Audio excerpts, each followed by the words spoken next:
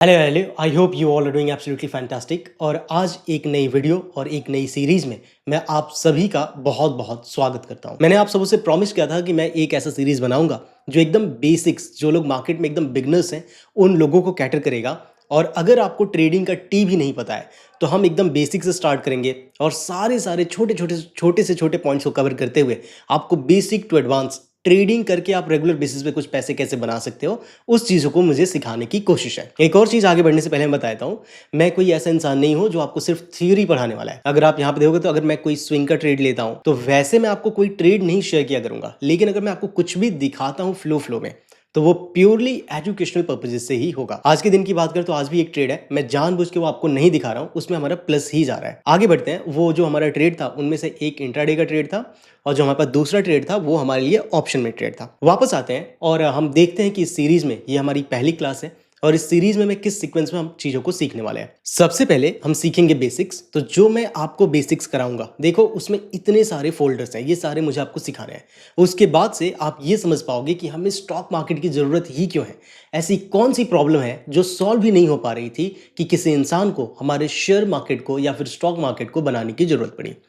और इस कहानी में जब हम शुरुआत करेंगे तो जब हमारा बेसिक हो जाएगा, उसके बाद से हम टेक्निकल एनालिसिस को करेंगे, फिर फ्यूचर एंड ऑप्शन को सीखेंगे और उसके बाद से हमारे पास जो क्लास में करिकुलम होता है उसमें चौथे मॉड्यूल में फंडामेंटल एनालिसिस आता है। फिलहाल में हम लोग बात करेंगे बेसिक से कि हमें स्टॉक मार्केट क्या होता है, हमें इसकी ज़रूरत क्यों है, एक नया बंदा है वो स्टॉक मार्केट को किस तरीके से समझे। जब मैं आपको ये सारे बेसिक्स वाले पार्ट बता दूंगा तो जो हमारा अल्टीमेट गोल है मार्केट में वो बहुत सिंपल है।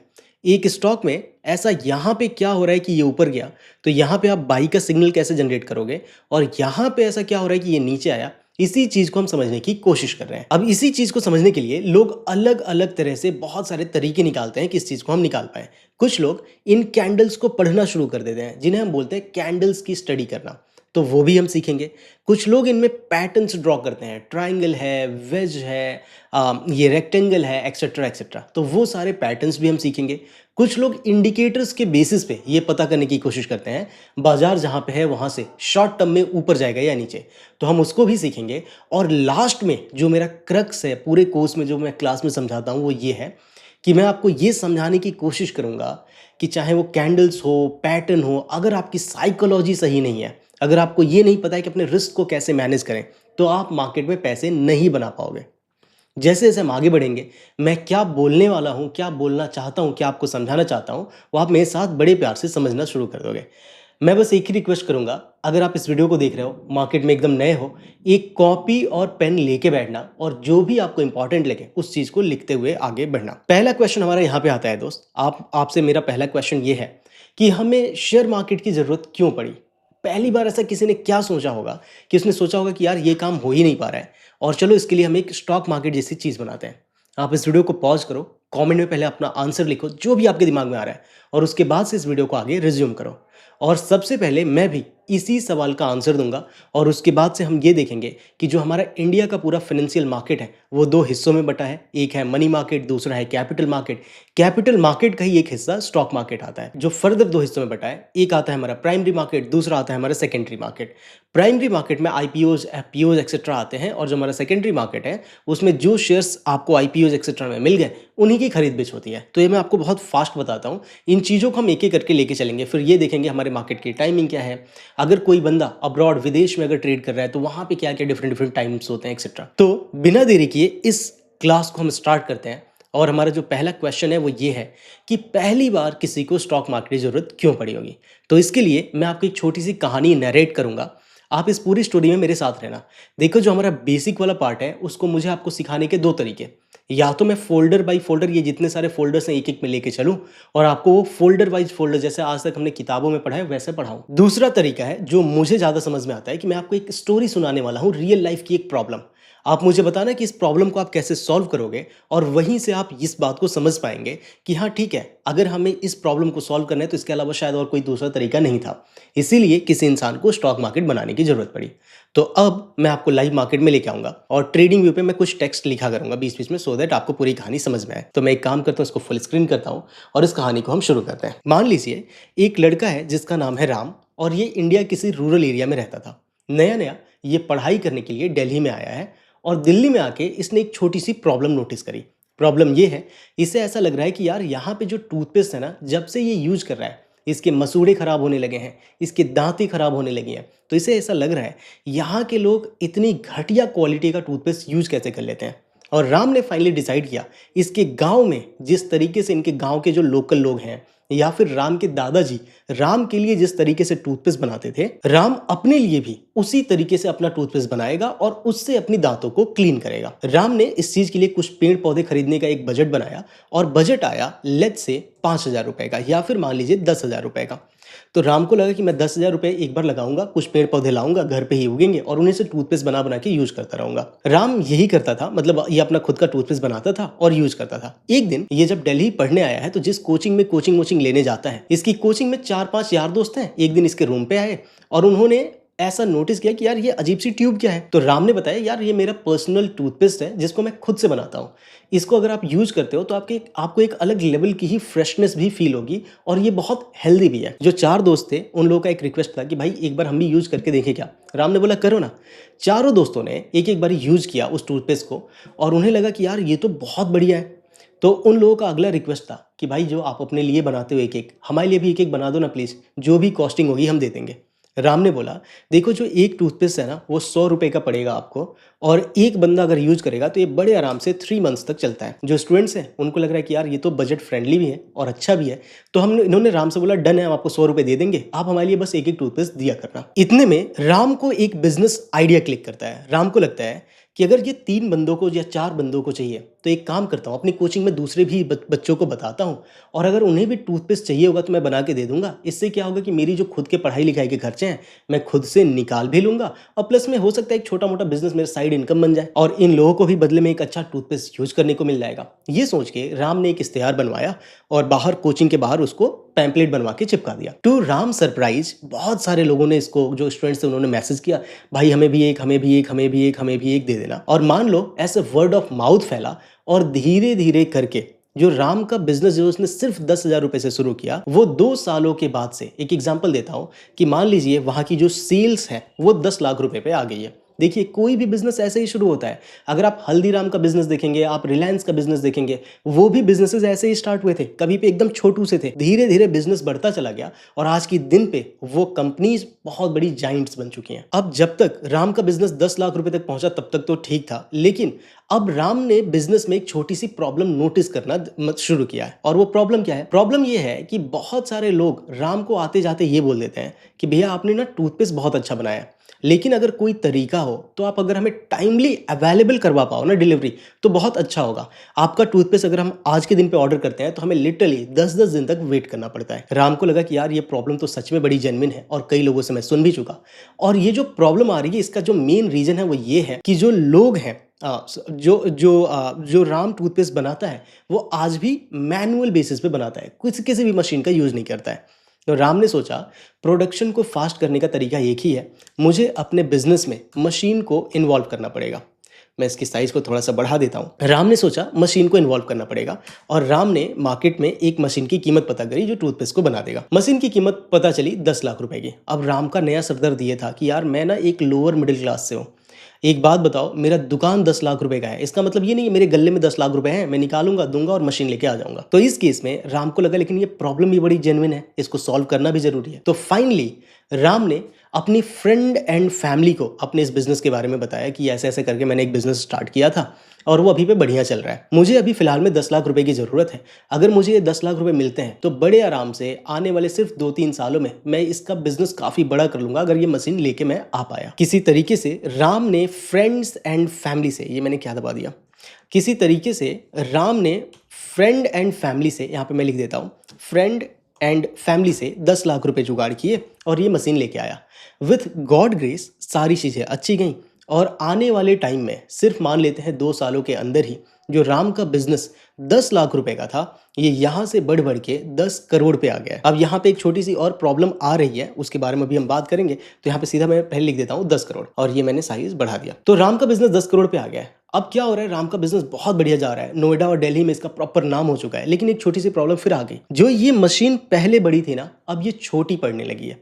अब ऐसे केसेस में, इस केस में राम को लग रहा है कि यार मुझे फिर से वही शॉर्टेज वाली प्रॉब्लम आ गई और इसको दूर करने का एक ही तरीका है, मुझे और बड़े मशीन की ज़रूरत होगी। राम ने एक और बड़े मशीन की कीमत पता करी और उसे पता चला कि ये जो मशीन है ये चाइना में अवेलेबल है और 10 करोड़ रुपए में वो लोग इनको दे देंगे।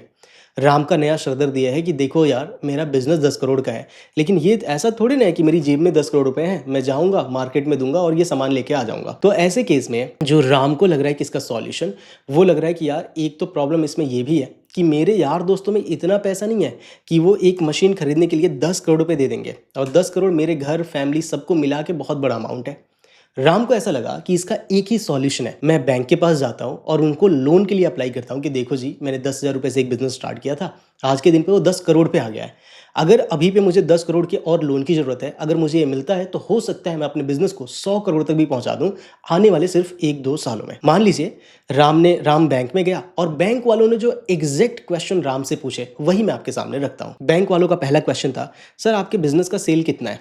राम ने बोला, सर अभी पे मैं 10 करोड़ रुपए का सेल करता हूँ। अगला क्वेश्चन का ये था कि आप कितने कितने टके का मार्जिन बनाते हो, कितने % का आपका प्रॉफिट है? तो राम ने बोला कि सर अभी पे ना मेरा 20% का मार्जिन है, 20% का प्रॉफिट है, इसका मतलब 2 करोड़ मैं कमा लेता हूँ हर साल का। बैंक वालों ने पूछा लोन कितना चाहिए, तो लोन का अमाउंट उन्होंने बताया 10 करोड़। तो बैंक वालों ने बोला देखो अभी पे 10% का ब्याज पे हम आपको पैसा दे सकते हैं, और जो आपको जो ब्याज का पैसा आएगा वो 1 करोड़ आएगा। अब बैंक वालों ने राम से बोला तो नहीं, लेकिन उनके दिमाग में ये चल रहा था सामने वाला साल का 2 करोड़ रुपए कमा रहा है प्रॉफिट में, तो ये बड़े आराम से हमें हमारा जो ब्याज का पैसा है 1 करोड़ का वो बड़े आराम से पे कर लेगा। और ये सोच के बैंक वालों ने ये पैसा लेंड कर दिया। राम ने ये पैसा लिया, बड़ा मशीन लाया, अपने बिजनेस को बढ़ाया, and with God grace Ram का बिजनेस बहुत बढ़िया गया। और आने वाले 2-4-5 सालों के बाद ये जो बिजनेस इसका सिर्फ 10 करोड़ का था, अब ये देखते देखते 100 करोड़ का हो गया है। और राम का जो पूरा बिजनेस है वो इंडिया में लेके चलना कि टूथपेस्ट के बिजनेस में इसका सबसे बड़ा नाम हो चुका है। लेकिन यहाँ पे सब कुछ अच्छा जा रहा है, जो राम का अभी पे प्रॉफिट का मार्जिन बन रहा है ना वो 20% का बन रहा है, तो ये हर साल घर पे 20 करोड़ रुपए लेके जाता है। काफी बढ़िया बिजनेस चल रहा है, एकदम लाइफ में खुश है। लेकिन क्योंकि ये बिजनेसमैन है तो इसने मार्केट में एक नया ट्रेंड नोटिस किया। ट्रेंड ये था, इंडिया के अभी तक स्टॉक मार्केट कहीं पे भी नहीं आया, बस आपको इस फ्लो में बहना है। इसने मार्केट में एक ट्रेंड नोटिस किया। ट्रेंड ये था कि कुछ लोग जो भारत के थे और इंडिया से बाहर रहते हैं, एग्जांपल के तौर पे मान लो कोई ऑस्ट्रेलिया रहता है, कोई मान लीजिए कनाडा रहता है, कोई मान लीजिए चाइना रहता है, कोई मान लीजिए अमेरिका रहता है। जब ये लोग इन देशों से इंडिया आते हैं तो ये अपने बैग में और भी सामान तो लेके जाते ही जाते हैं, लेकिन राम की कंपनी का जो टूथपेस्ट है उसके भी बहुत सारे ट्यूब्स अपने साथ पैक करके लेके जाते हैं, क्योंकि उनके देश में इस कंपनी का टूथपेस्ट नहीं मिलता है। और ये देख के राम को ऐसा लगा कि यार क्यों ना हम एक अमेजोन पे एक अपना अकाउंट बनाते हैं और इन कंट्रीज में भी बेचना शुरू करते हैं। तो राम ने एक अकाउंट बनाया amazon.com पे और ग्लोबली अपने टूथपेस्ट को बेचना शुरू किया। अब इस केस में राम ने जब मार्केट टेस्ट किया तो मार्केट में इसका प्रोडक्ट हिट है, लेकिन यहाँ पे कुछ चेंजेस उसको करने पड़े। पहला चेंज क्या था, जो इंडिया में 100 रुपए का वो टूथपेस्ट बेच रहा था वो विदेशों में 100 रुपए में नहीं चल रहे थे, तो राम को उसकी पैकेजिंग बहुत प्रीमियम करनी पड़ी और अब राम को कॉस्टिंग आने लगी 200 रुपए की। वो 200 रुपए में एक टूथपेस्ट को रेडी कर रहा है। दूसरा, उसने यहाँ पे ये देखा कि जो शिपिंग वाला पैसा है ना यहाँ से यूएस या फिर दूसरे कंट्रीज में पहुंचाने का, वो 600 रुपए आ जा रहा है पर ट्यूब का। और इसने सोचा कि जो मेरा अपना मार्जिन होगा, जो मेरा अपना खुद का प्रॉफिट होगा, वो भी 20% तो मैं लूंगा ही, तो 200 रुपए तो मैं भी लूंगा, इसमें कमाऊंगा। और ये सोच के 200 रुपीज़ में लिख रहा हूँ, और ये सोच के इसने प्राइसिंग कर दिया कि एक टूथपेस्ट हमारा 1000 रुपए में बिकेगा। इसने ये प्राइसिंग करके अमेजोन पे बेचना शुरू किया, प्रोडक्ट हिट है। लेकिन राम को ऐसा लग रहा है कि यार किसी तरीके से अगर मैं इन कंट्रीज में एक एक अपना फैक्ट्री डाल दूं ना, तो ये जो 600 रुपये जा रहे हैं ये मेरा खत्म हो जाएगा और मेरा मार्जिन हो सकता है 700-800 रुपये चला जाए, तो मुझे कमाने को बहुत ज़्यादा मिलेगा। अब यहाँ पे ये सोच तो बड़ी अच्छी है, बड़ी सुहानी है, बड़ी प्यारी है, लेकिन प्रॉब्लम यह है कि ऐसा करने के लिए राम को बहुत सारे पैसों की जरूरत है। इस केस में राम को लगा कि यार देखो, हारे का सहारा बाबा श्याम हमारा। बेचारा पहुंचा एक बैंक के पास और बोला कि सर देखो, मैं एक प्रूवन बिजनेसमैन हूँ, 10,000 रुपये से मैंने एक बिजनेस स्टार्ट किया था, आज के दिन पे 100 करोड़ पे है। मेरे को अभी पे कुछ कंट्रीज में अपनी एक एक नई नई फैक्ट्री डालनी है और मुझे आपकी थोड़ी सी मदद चाहिए। बैंक वालों ने बोला आप बताओ ना सर, आप जो बोलोगे हम करते हैं आपके लिए। तो बैंक में राम ने बोला कि सर मैंने एक बजट बनाया है। बजट ये है, अगर मेरे को ना 500 करोड़ रुपए का लोन चाहिए और अगर आप ये लोन देते हो तो इस 500 करोड़ से मैं बड़े आराम से जिस तरीके से मैं देख पा रहा हूँ, मैं 5,000 करोड़ रुपए का बिजनेस बना सकता हूँ विद इन 2-3-4 ईयर्स। बैंक वालों ने बोला एकदम दे देंगे सर। और बैंक वालों ने जो क्वेश्चन पूछा इस लोन को देने के पहले, वो एग्जैक्ट क्वेश्चन मैं आपके सामने फिर से रखता हूँ। बैंक वालों का पहला क्वेश्चन था, सर एक बार ये बता दो आपकी कंपनी की सेल कितनी है। राम ने बोला 100 करोड़। दूसरा क्वेश्चन बैंक वालों का था, आपका प्रॉफिट कितना है। राम ने बोला 20% का है, यानी कि 20 करोड़ का मैं प्रॉफिट बनाता हूं। और यहीं पे बैंक वालों ने क्वेश्चन पूछना बंद कर दिया। बैंक वालों ने बोला, सर देखो हमें कोई डाउट नहीं है आप बिजनेसमैन कितने अच्छे हो, लेकिन हम लोग जो भी लोन देते हैं ना, उसमें हमें सिक्योरिटी बहुत ज़्यादा जरूरी है। आपको अगर हम लोगों ने 500 करोड़ लेंड किया, 10% का ब्याज लिया, तो सिर्फ हमारा ब्याज का पैसा 50 करोड़ का बनेगा। और अगर आपका बिजनेस 1 साल भी नहीं चला तो हो सकता है आप हमारा ब्याज तो दे ही नहीं पाओगे, क्योंकि आप कमाते 20 करोड़, 50 करोड़ का ब्याज कैसे दोगे। प्लस में अगर आपका बिजनेस 1-2 साल नहीं चला तो आप लोन में भी डिफॉल्ट करना शुरू कर दोगे। तो हम आपको अनफॉर्चुनेटली 500 करोड़ का लोन नहीं दे सकते हैं। अगर आपको 100 करोड़ तक का चाहिए तो आप जरूर बताना, हम लोग आपको ये अमाउंट जरूर सैंक्शन कर सकते हैं। राम को थोड़ी मायूसी हुई, लेकिन उसने बोला ठीक है बताता हूं मैं आपको। और राम इसी बात पे परेशान है। इतने में राम का एक दोस्त है जो चार्टर्ड अकाउंटेंट है। तो राम ने उसे बताया कि देख भाई ऐसे ऐसे फंस गया हूँ, कोई तरीका है तो बता यार, क्या कर सकते हैं ऐसे केस में। और जो सीए है उसने राम से बोला कि तुम्हें नहीं पता जिस जगह पे तुम फंस रहे हो, दुनिया की हर बड़ी कंपनी एक ना एक समय पे ऐसे जगह पे आके रुक गई थी। और इस केस में एक नया कॉन्सेप्ट होता है, उस कॉन्सेप्ट को हम बोलते हैं आईपीओ। उसने बोला ये क्या है, ये क्या फैंसी चीज़ है। तो उसने बोला, मतलब राम का जो सीए है उसने बोला कि देखो तुम्हारा जो टूथपेस्ट है वो पब्लिक यूज करती है। राम ने बोला हाँ जी यूज करती है। क्या तुम्हें पता है तुम्हारे पीठ पीछे वो लोग क्या बात करते हैं। उसने बोला नहीं। उसने बोला, जो सीए वो समझा रहा है, सबको ये लगता है कि ये जो टूथपेस्ट की कंपनी है ना, ये पैसे छाप रही है हमसे, और ये सब लोग तुम्हारे बिजनेस पे आग गड़ाए हुए हैं, किसी तरीके से ये तुम्हारे साथ पार्टनरशिप में काम करना चाहते हैं। तो तुम्हारे पास एक अपॉर्चुनिटी है। राम ने बोला कैसी अपॉर्चुनिटी। तो राम को ये सीए समझाता है कि देखो इन लोगों को पहले अपने पूरे बिजनेस के बारे में बताओ, और बताने के बाद इनसे ये बताना मुझे अभी पे 500 करोड़ रुपए की जरूरत है। अगर आप लोग ये पैसा देते हैं तो मैं आपको अपनी कंपनी का कुछ मालिकाना हक, कुछ ऑनरशिप ट्रांसफर करूंगा, और इसके बदले में आप लोग मुझे ये पैसा दोगे। फ्यूचर में हमें जो भी प्रॉफिट होगा हम लोग इसी रेशियो में आपस में बांट लेंगे। अब इस केस में राम बोल रहा है लेकिन ये बैंक से अलग कैसे है। तो जो उसका दोस्त है उसने उसको ये समझाया, ये बैंक से इस तरीके से अलग है कि बैंक तुमसे अपना पैसा वापस लेगा ही लेगा। जब पब्लिक तुम्हें पैसा देगी ना, तो पब्लिक बोलती है कि देखो अगर आपकी कंपनी डूबती है तो हम रिस्क लेने के लिए रेडी हैं। तो इस केस में आपके ऊपर कोई प्रेशर नहीं आएगा। अब ये सोच के राम को लगा कि यार ये स्कीम तो ज़्यादा अच्छी है। तो राम ने बोला कि डन है भाई, मैं रेडी हूँ अपनी कंपनी का 30% मालिकाना हक लोगों में देने के लिए 500 करोड़ के बदले में। अगर मान लीजिए अगले साल से हम 20 करोड़ कमाते हैं तो उसमें से 30% पब्लिक हो जाएगा और मेरी जेब में कम बचेगा। अब आप यहाँ पे एक और चीज़ समझना, राम इतना दानी नहीं है। राम के दिमाग में एक कैलकुलेशन चल रही है। क्या कैलकुलेशन चल रही है? राम के दिमाग में ये कैलकुलेशन चल रही है, जब मैं कंपनी का 100% मालिक हूं तो मैं कितना मेरी जेब में इसके बच रहा है दोस्त, 20 करोड़, क्योंकि 100 करोड़ पे 20%, 20 करोड़ का मार्जिन बच रहा है। अभी पे राम को ऐसा लग रहा है कि अगर मैंने लोगों को मान लो 30% दे भी दिया तो कंपनी का जो भी प्रॉफिट होगा उसका सिर्फ 70% राम रखेगा। लेकिन राम को ऐसा लग रहा है कि जब हम इन कंट्रीज में जाके 80%, 70% के मार्जिन पे काम करेंगे तो ये जो, और मान लेते हैं कि हाइपोथेटिकल मैं आपको नंबर देता हूं कि अगर 5,000 करोड़ का नंबर, 5,000 करोड़ का इन लोगों ने रेवेन्यू अचीव कर लिया आज से 4 साल के बाद भी, तो 5,000 करोड़ पे अगर इन लोगों ने 20% बनाया एट द रेट 20%, तो ये आएगा 1,000 करोड़ पे। और 1,000 करोड़ का जो 70% भी होगा वो होगा 700 करोड़, जो कि इसके 100% मालिक रहने के बाद भी ये ज्यादा, सॉरी, ये 70% मालिक रहने के बाद भी ज्यादा कमा रहा है जब ये 100% का मालिक था उसके कंपैरिजन में। तो आप समझ रहे हैं राम के दिमाग में ये कैलकुलेशन चल रही है। और यहाँ पे जो रिस्क है, राम को ये भी लग रहा है कि अगर हमारा एक्सपेंशन फ्लॉप हो गया उन कंट्रीज में तो पैसा मेरी जेब से नहीं जा रहा है, मैं भी लॉस सह रहा हूं, पब्लिक भी लॉस सह रही है। और ये सोच के राम ने बोला डन है। तो ऐसे केस में आप ऐसा नहीं कर सकते कि ढोल निकालोगे और लोगों को बस चिल्लाते फिरोगे कि मेरा बिजनेस ये है, ऐसे ऐसे पैसे दे दो। इस चीज को हमें तमीज से करना होता है। और तमीज से कैसे किया जाता है, एक डॉक्यूमेंट बनाना पड़ेगा राम को, लोगों को ये बताने के लिए कि मेरा बिजनेस ये है, इसके पहले मैंने ये किया है और ये लोग मेरे बिजनेस में इन्वॉल्व हैं। जो डॉक्यूमेंट ये प्रिपेयर करेंगे उसको हम बोलते हैं रेड हेयरिंग प्रॉस्पेक्ट या फिर RHP। लाइव पे मैं आपको आके दिखाता हूं कि कितनी सारी कंपनीज हैं जो अभी पे अपना RHP रेडी करके लोगों को अपने बिजनेस के बारे में बता रही हैं। एक वेबसाइट है, आप यहां पे आइए और आके सर्च कीजिए चित्तौड़गढ़। ये साइट आया, इसमें आप IPO पे आइए, IPO डैशबोर्ड पे मैं आता हूं। तो देखिए हम नीचे की ओर आते हैं, यहाँ पे जैसे सुदीप फार्मा करके है, हम एक काम करते हैं, थोड़ा और नीचे आते हैं यदि, जैसे मान लो दोस्त ये फिजिक्स वाला है, अभी पे रिसेंट में इनका आईपीओ आया, तो फिजिक्स वाला लोगों से क्या बोला, अब ये अच्छा है या बुरा है वो आगे की कहानी है, अभी भी बस आपको इतना समझना है जितना मैं बोल रहा हूँ। तो जैसे ही फिजिक्स वाला ने लोगों से बोला हमें 3,480 करोड़ की जरूरत है, तो लोग बोलते हैं ना कि ठीक है आप हमसे पैसा ले लेना 3,480, पहले बता तो दो बिजनेस क्या है। तो ऐसे केस में आप यहाँ पे लिंक देख रहे हो, रेफर टू फिजिक्स वाला RHP रेड हेयरिंग प्रोस्पेक्ट। पहले क्या होता है, जो इनका बिजनेस है उसकी ड्राफ्टेड रेड हेयरिंग प्रोस्पेक्ट बनती है और सेबी के मुहर लग जाने के बाद से वो DRHP से सिर्फ RHP रह जाता है। अगर आप इस पे क्लिक करेंगे तो देखिए एक नया हमारे पास एक PDF खुल गया, मैं इसको डाउनलोड करके भी आपको दिखा देता हूँ। तो यहाँ पे हमारे पास जो RHP आया, अगर मैं इसको डाउनलोड करूंगा तो इस RHP में आप कह सकते हैं कि फिजिक्स वाला की पूरी जन्म कुंडली होगी।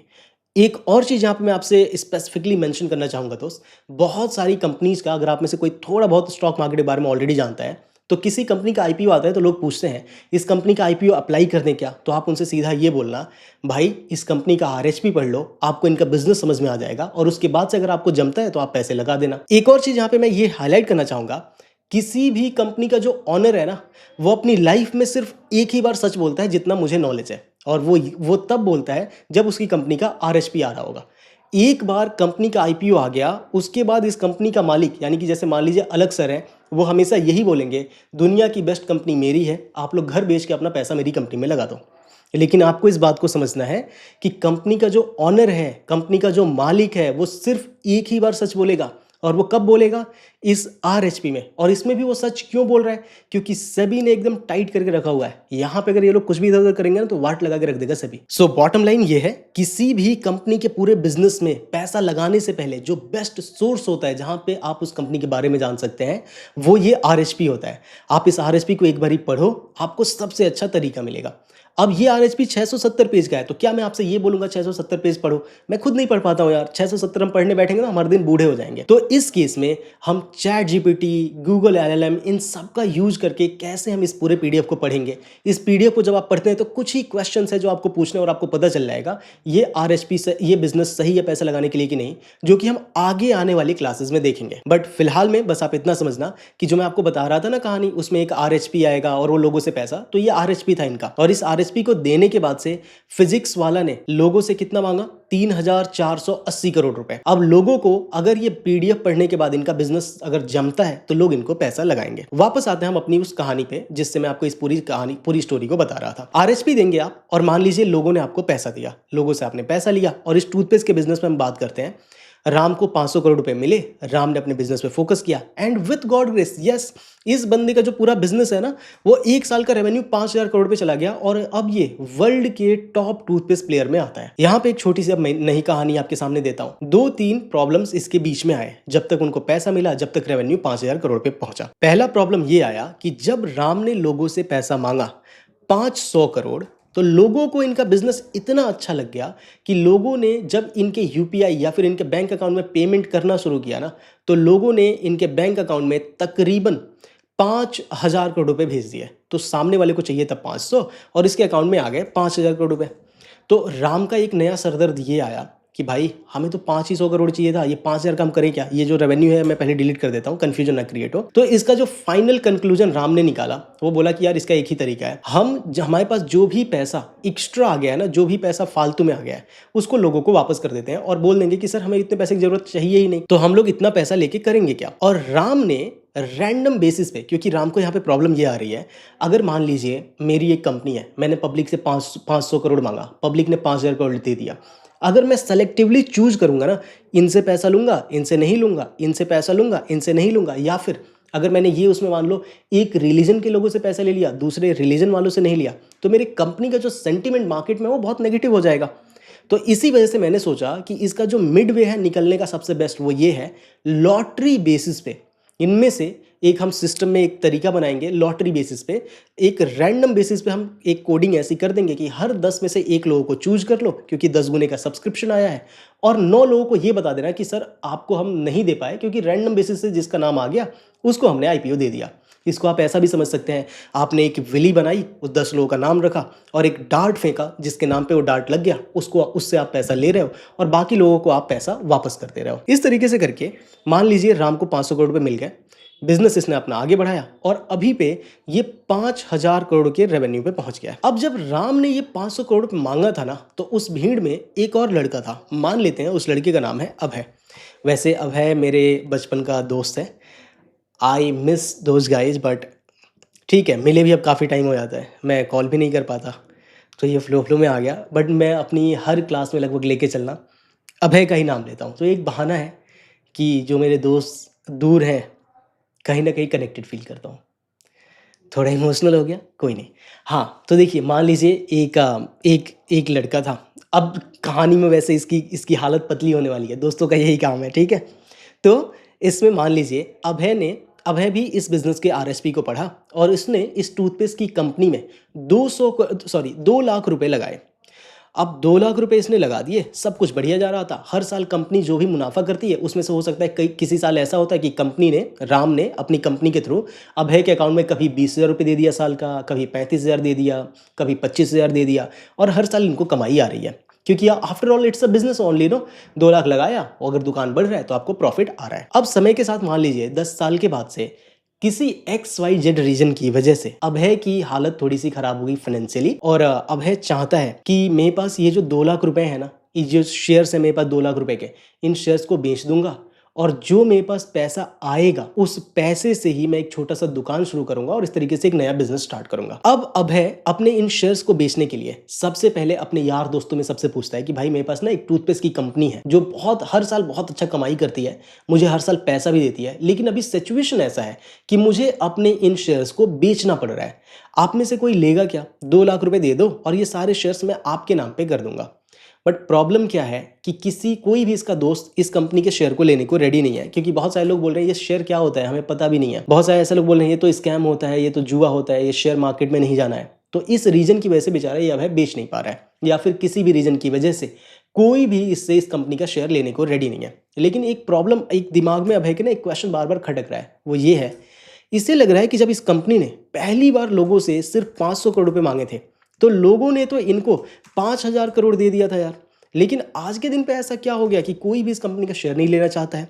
या फिर ऐसा है क्या कि मार्केट में कोई ना कोई बंदा तो है जो खरीदना चाहता है, मैं बस सही बायर तक नहीं पहुंच पा रहा हूं। और इसी प्रॉब्लम को देख के मान लीजिए एक इंसान ने एक मार्केट बनाया और अभय को आके बताया कि भाई देखो, एक बाजार तो वो होता है, कोई भी जगह जहाँ पे एक बायर और एक सेलर आ जाए ना, उस जगह को हम बोलते हैं ये एक मार्केट है। एग्जाम्पल देता हूँ, जैसे मान लीजिए मैं नोएडा में जहाँ पे रहता हूँ, तो हमारी सोसाइटी के जस्ट बाहर पे मंगल बाजार लगता है, शनि बाजार लगता है। तो ये बाजार लगने शुरू कैसे होते हैं? सोसाइटी के लोगों को एक तरीके से एक सिग्नल दिया जाता है कि शनिवार को यहाँ पे बहुत सारे दुकानदार आएंगे जो छोटी छोटी दुकानें लगाएंगे, और अंदर वाले बंदों को पता है कि इस दिन पे जो दुकानदार हैं उनको पता है कि अंदर वाले लोग सैटरडे को बाहर आएंगे। तो दोनों लोग मैच हो गए ना, इस तरीके से करके एक बाजार फॉर्म हो जाता है। आप जिस शहर में रहते हैं, जिस गांव में रहते हैं, उसमें भी हो सकता है मंगल बाजार लगता हो, शनि बाजार लगता हो, सोम बाजार लगता हो। तो बॉटम लाइन ये है, एक बाजार या मार्केट हम उस जगह को तुरंत बोल देते हैं जब कोई भी जगह जहाँ पे 2 बंदे मिल जाए, एक बायर मिल जाए, एक सेलर मिल जाए, तो उस जगह को हम एक मार्केट बोलते हैं। तो एक बंदा आया, अभय से बोला कि भाई देखो, जो आपका ये प्रॉब्लम है ना, ये बड़ी जेन्युइन प्रॉब्लम है यार, और आपके जैसे लोगों के लिए मैंने एक मार्केट बनाया है। और क्योंकि इस मार्केट में कंपनीज के शेयर्स की खरीद बेच होगी या फिर स्टॉक्स की खरीद बेच होगी, इसी वजह से इस मार्केट का मैंने नाम दे दिया है शेयर मार्केट। ये मार्केट जो है ये हर दिन मंडे से लेकर फ्राइडे तक खुलता है। 9:15 पे ये मार्केट खुलेगा और 3:30 पे ये मार्केट आपका बंद हो जाएगा। तो आप इस समय से इस समय के बीच में आना और आप यहाँ पे बेच के देखना, आपके पास जिस भी कंपनी का शेयर है, क्या पता यहाँ पे कोई ना कोई बंदा मिल रहा है जो आपकी इस कंपनी का शेयर ले लेगा। अभय अगले दिन यहाँ पे आया और इसको दिखा कि यार यहाँ पे तो मेरे पास जिस कंपनी का शेयर है उस कंपनी के शेयर लेने वाले लोगों की लाइन लगी हुई है। तो अभय ने यहाँ पे उन शेयर्स को बेचा, अपने पैसे लिए और घर वापस आ गया। आप मुझे एक बात बताओ, अगर ये बाजार नहीं होता तो आपको नहीं लगता कि बेचारा अभय अपने शेयर्स बेच नहीं पा रहा था? ऑफ कोर्स नहीं बेच पा रहा था, तो एक बाजार बनाना पड़ा। अगर आप में से कोई ये बोलेगा कि शेयर मार्केट का यूज़ इसलिए हुआ क्योंकि हम लोग ट्रेडिंग कर पाए डेली बेसिस पे। ये सब नहीं था, पहली बारी इसका यूज़ मेरे हिसाब से ये नहीं था, पहली बारी ऐसा ही यूज़ आया होगा जिसके बाद से हमने ये चीज़ बनाया है। दूसरी चीज़, ये जो मैंने आपको पूरी स्टोरी बताई ना, इसमें छोटे छोटे चीज़ों को मैं पहले एक बार कनेक्ट करा देता हूँ और शायद पहली क्लास आज यहीं पे खत्म होगी। रीज़न ये है कि मेरा 12 बजे से क्लास है और मुझे क्लास में जाना पड़ेगा, है ना, स्टूडेंट्स आ गए। अब यहाँ पे जो आपने ये कहानी सुनी, वो जो आप RHP देख रहे थे ना, ये PDF में आपको जो दिखा रहा था, ये काम जो हमारा शेयर मार्केट है वो 2 हिस्सों में बटा है। तो मैं आपको पहले एक बार PDF दिखाता हूँ और उसके थ्रू ही हम आगे बढ़ते हैं, वो आपको थोड़ा जल्दी समझ में आएगा। देखिए, जो इंडिया का पूरा फाइनेंशियल मार्केट है वो 2 हिस्सों में बटा हुआ है। एक होता है मनी मार्केट, जहां पे आपको T bills, treasury bills, commercial paper, certificate of deposits etcetera मिलते हैं। हमें इस मार्केट में काम नहीं करना है। अगर आपने स्कैम्स 1992 करके एक सीरीज थी वो देखा भी होगा, उसमें एक डायलॉग भी आता है, हर्षद मनी मार्केट के पैसे को हमारे बाजार में डाल रहा है, ये अलाउड भी नहीं है। और हम लोग फिलहाल में कैपिटल मार्केट को पढ़ रहे हैं। तो जो हमारा कैपिटल मार्केट है उसका एक सब सेगमेंट है स्टॉक मार्केट, जहां पे आपको स्टॉक मार्केट में इक्विटी शेयर, बॉन्ड, डिबेंचर्स, ये सारी चीजें देखने को मिलती हैं। तो ये जो कैपिटल मार्केट है हमारे फाइनेंशियल मार्केट में, कैपिटल मार्केट वाले सेगमेंट को हम पढ़ रहे हैं। इसमें अगर हम थोड़ा और आगे आए तो हम लोगों का जो कोर है वो ये सीखना है स्टॉक मार्केट क्या होता है। स्टॉक मार्केट में 2 मेन आएंगे, एक प्राइमरी मार्केट होता है, एक सेकेंडरी मार्केट होता है। तो जब कोई कंपनी जैसे फिजिक्स वाला जब अपनी लाइफ में पहली बार, जैसे राम है, उसने अपना बिजनेस 10,000 से जब 100 करोड़ तक लेके गया तो उसने कभी भी पब्लिक से पैसे नहीं मांगे। ऐसे केस में जब कोई बिजनेस पहली बार पब्लिक से पैसे मांगता है तो उसे अपनी कंपनी का इनिशियल पब्लिक ऑफरिंग लाना होता है। पब्लिक वर्ड लिखने का मतलब यह है, पब्लिक को पहली बार ऑफर किया जा रहा है कि आप हमें पैसा दे सकते हो और हमारी इस कंपनी का एक छोटा सा हिस्सा ले सकते हो। एक चीज और मैं यहाँ पे छोटा सा हाईलाइट करना चाहूंगा, जो IPOs भी होते हैं ना, जब कंपनी पहली बार पब्लिक से पैसा मांगती है तो ये 2 तरह की होती है। एक फोर्सफुली होती है, जैसे मान लीजिए कि आपने एक कंपनी शुरू किया और आपकी कोई फैक्ट्री है जिससे पोल्यूशन हो रहा है और आप क्रेजी अमाउंट ऑफ मनी बना रहे हो, तो कई बार सेबी आपको जबरदस्ती बोलेगा कि ये जो आप वेल्थ क्रिएशन सिर्फ खुद के लिए कर रहे हो ये अलाउड नहीं है, आपको सोसाइटी को भी मौका देना पड़ेगा, लोग आपके साथ इस वेल्थ क्रिएशन की जर्नी में पार्टिसिपेट कर पाए। तो उस केस में फोर्सफुल लिस्टिंग उसे हम बोलते हैं। बट जनरली आज के दिन पे तो लोग खुद ही लिस्टिंग करने के लिए एकदम आगे हैं, क्योंकि धंधा उतना सॉलिड होता नहीं है, तो एक वैल्यूएशन का गेम चल रहा है लगातार। हमारा जो प्राइमरी मार्केट है उसमें आपको कंपनीज के IPOs एंड FPOs आते हैं। और जब किसी कंपनी ने, जैसे राम ने अपनी कंपनी का शेयर पहली बार जब अभय को देके और कंपनी वाले ने पैसा ले लिया, इस ट्रांजेक्शन को हम बोलेंगे ये प्राइमरी मार्केट में हुआ। और जब अभय के पास शेयर आ गए और अभय को अपने शेयर को बेचना है तो उसको इस मार्केट से निकल के सेकेंडरी मार्केट में आना पड़ता है। और सेकेंडरी मार्केट में वो इन्हीं शेयर्स की खरीद बेच NSE और BSE पे जाके करता है। मैं यहाँ पे आपको प्रैक्टिकली दिखा भी देता हूँ।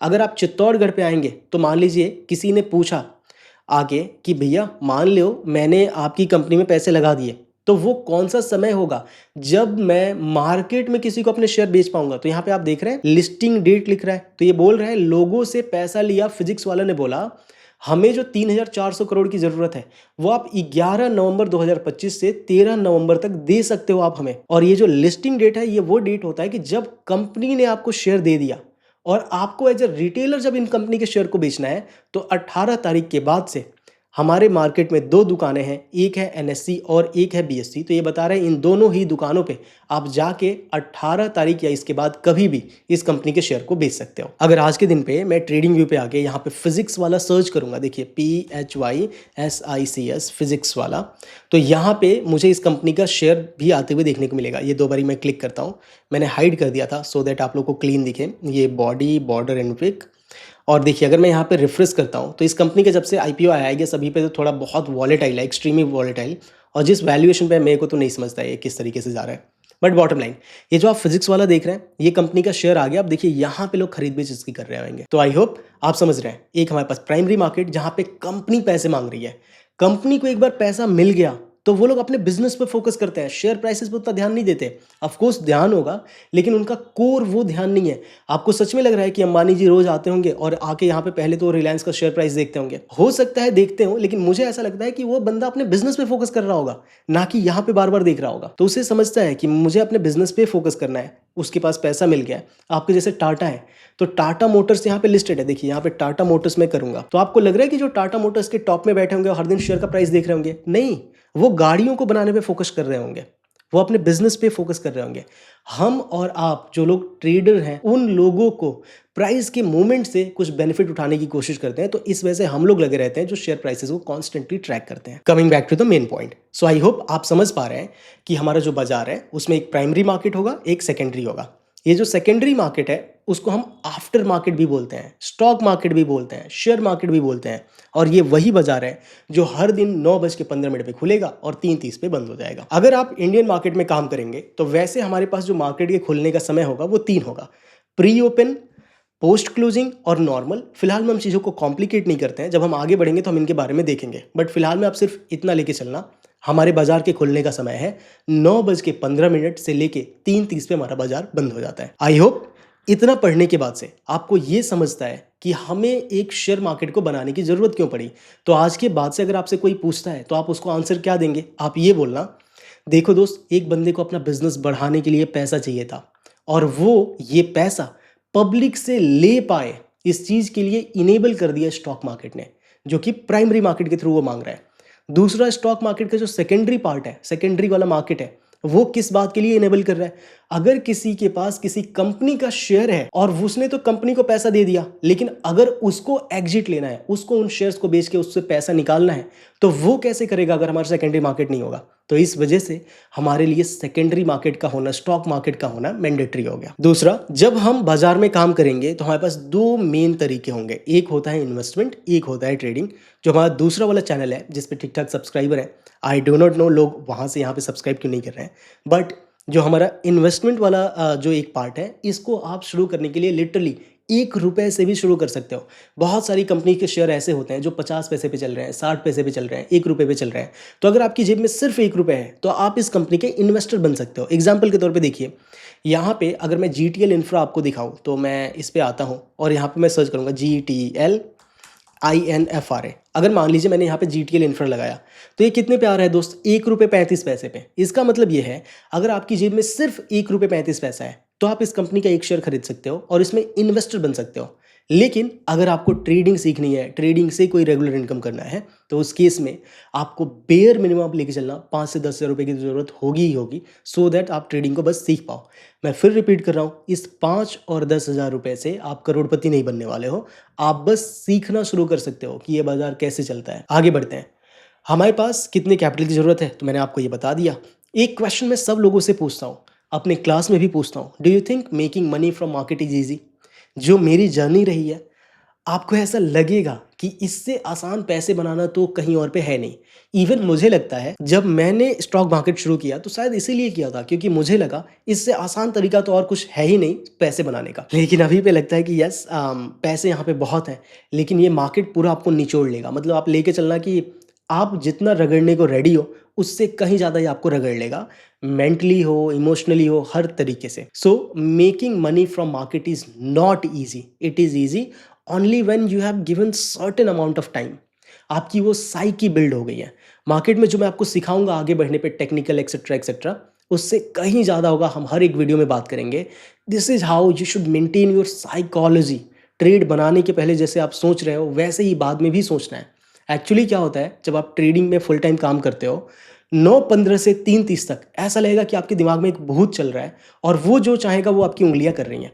हमें इस चीज़ को कंट्रोल करना होता है। थोड़ा सा और हम आगे बढ़ेंगे तो एक और चीज़ है कि हम मार्केट में जब काम करेंगे तो we will make some rules और हर बारी हम उन रूल्स को रिस्पेक्ट देंगे। जैसे एक एग्जांपल के तौर पे आपके सामने मैं एक इक्वेशन देता हूँ, तो जब मैं रूल बोल रहा हूँ इसका मतलब ये है, कई बारी क्लासरूम में जब स्टूडेंट्स आते हैं तो मैं उनसे भी पूछता हूँ कि आपने कई सारी वीडियोस देखी होंगी जिनमें कोई ट्रेडर बोलता है कि हमें हर बार रूल फॉलो करना है। जब वो रूल बोल रहा है उसका मतलब क्या है तो उन्हें वो नहीं पता है। देखिए, रूल कहने का मतलब ये है, मैं जितना समझ पाया, यहाँ पे एक फिल इन द ब्लैंक है, यहाँ पे प्लस का साइन है, यहाँ पे फिल इन द ब्लैंक है, और मैंने आपको बोला कि यहाँ पे 10 आना चाहिए। अब मैं आपको एक फ्रीडम देता हूँ, जो मन करे वो यहाँ पे फिल कर लो, दूसरा यहाँ पे जो मन करे वो फिल कर लो। लास्ट में अगर आपने 10 ला दिया तो मेरी जेब से 10 रुपये आपको। कोई स्टूडेंट क्लास में होगा वो बोलेगा, सर इधर पे ना आप 2 लिख दो, यहाँ पे 8 लिख दो, यहाँ पे 3 लिख दो, यहाँ पे 7 लिख दो, यहाँ पे 5 लिख दो, यहाँ पे 5 लिख दो। कोई बोलेगा यहाँ पे 0.1 लिख दो, यहाँ पे 9.99 लिख दो। और ऐसे करेंगे तो इनफाइनाइट वेज निकल जाएंगे यहाँ पे 10 लाने के, क्योंकि लोग डेसिमल्स में जाना शुरू कर देंगे। या फिर मान लीजिए मैंने एक नया इक्वेशन दिया कि यहाँ पे एक फिल इन द ब्लैंक्स है और यहाँ पे डिवीजन का साइन है और यहाँ पे फिर फिल इन द ब्लैंक्स है, और इसके एंड में अगर आपने फिर से 10 ला दिया तो मेरी जेब से 10 रुपये आपको। तो कोई बोलेगा कि सर यहाँ पे 20 लिख दो, यहाँ पे 2 लिख दो तो 10 आ जाएगा। कोई बोलेगा कि सर यहाँ पे 100 लिख दो, यहाँ पे 10 लिख दो तो 10 आ जाएगा। तो ये मंकी माइंड से आप काम कर रहे हो सकता है पहली बार आपको जो एडिशन वाला प्रॉब्लम आया, इसमें 10 लाने के लिए आपने 2 + 8 लिखा, अगली बार 5 + 5 लिखा, उसके अगली बार 3 + 7 लिखा और आपने 10 ला दिया। This is what a monkey mind का एक काम है। हमें कोशिश करना है, इसके लिए एक सॉल्यूशन बनाए। सॉल्यूशन कैसा? जितनी बार हमें एडिशन का प्रॉब्लम आएगा, हम बस इतना करेंगे कि जो नंबर यहाँ पे लिखा होगा उसको पहले वाले नंबर पे यहाँ पे 10 लिख देंगे और प्लस के बाद हमेशा ही 0 लिखेंगे।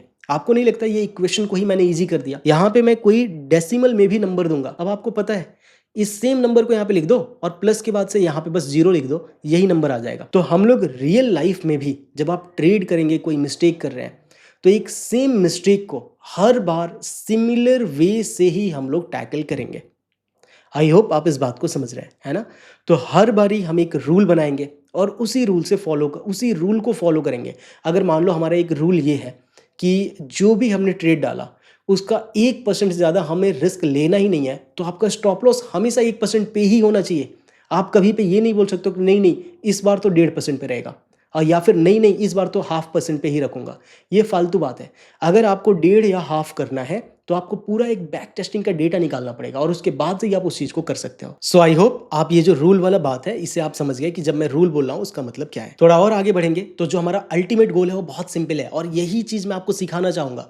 देखो इस बात पे ही इतनी सारे बुक्स लिखे जा चुके हैं कि आप पूछो मत। अगर आप में से कोई मुझसे ये बोलता है मैं मार्केट में 20 साल से हूँ, मेरे को उससे क्या फर्क पड़ता है भाई? आप 100 साल से रहो, आप 5000 साल से रहो। मेरी जो कोशिश होगी इस चैनल के थ्रू, जो भी मेरे से छोटे हैं मेरे से बड़े हैं, मैं बस आपको ये सिखाने की कोशिश करूंगा और हम प्रोबेबिलिटी पे बहुत बात करेंगे कि यहाँ पे ऐसा क्या हुआ कि ये ऊपर गया और यहाँ पे ऐसा क्या हुआ कि ये नीचे आया। अगर मैं आपको ये बात सिखा पाया तो मैंने आपको सब कुछ सिखा दिया। आई होप आज की इस वीडियो को देख के आपको काफी कुछ सीखने को मिला, और अगर सीखने को मिला बिना लाइक शेयर सब्सक्राइब किए गए पाप लगेगा भयंकर वाला। ओके, मुझे पता है मैं कितनी मुश्किल से इन वीडियोस को शूट कर पा रहा हूँ और रेगुलर होने की कोशिश कर रहा हूँ। तो पहली क्लास आप देखो, दूसरी क्लास बहुत जल्द आपको मिल जाएगी। उम्मीद करता हूँ कि आपको ये वीडियो पसंद आई और आपको इस क्लास में कुछ सीखने को मिला। See you in the next video. Bye bye.